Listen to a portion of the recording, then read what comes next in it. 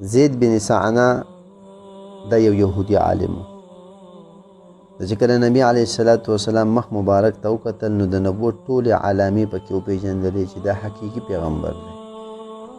یو دوه صفتونه داسې وو چې د هغې مشاهده او تجربه یې نه وه شوې، نو دا ځان سره ووایي چې کله د دې مشاهده وکړم نو بیا به زه اسلام راوړم. یو صفت ته نبی علیه السلام چې د غصې په وخت کې خپل په غصې باندې قابو ساتل، او دویم نبی علیه السلام سره چې هر څومره چا به ناپوهي وکړه نو نبی علیه السلام به سره نرمي کوله. یو ورځ د الله رسول علیه السلام ملګرو سره په مجلس کې ناست و.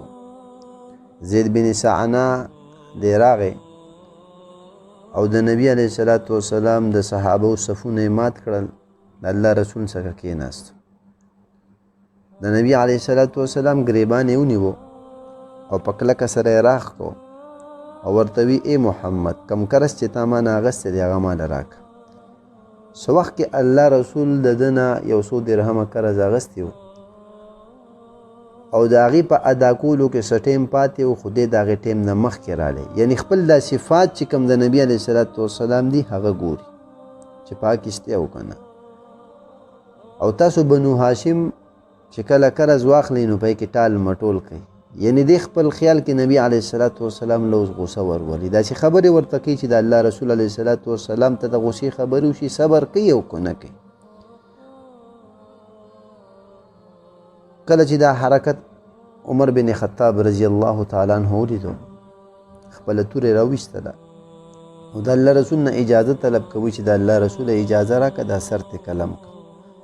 نبی علیه السلام عمر بن خطاب ته وی یا عمر مره بحسن الطلب، دو ته حکم وکړه چې طلب د خپل مال په ښې طریقې سره وکړي.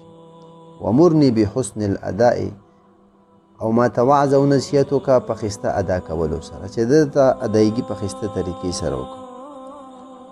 نبی علیه السلام عمر ته وی چې ورشه دا مال وله ورکړه. په دې کې دغه زید بن سعنه وی ای محمد زما دې په هغه ذات باندې قسم چې ته په حق سره رالیږلې، زه خپل د قرض د اغستو دپاره نوم راغلی بلکې دې دپاره راغلی وم چې ستا د اخلاقو امتحان واخلم. ما ته ښه معلومه ده دا خبره چې تا له کمې پیسې ما درکړې دي په هغې کې لا وخت شته. ما چې څومره اوصاف په تورات کې لوستلي دي نو هغه ما بالکل برحق موندلي دي، ټول پتا کې موجود دي.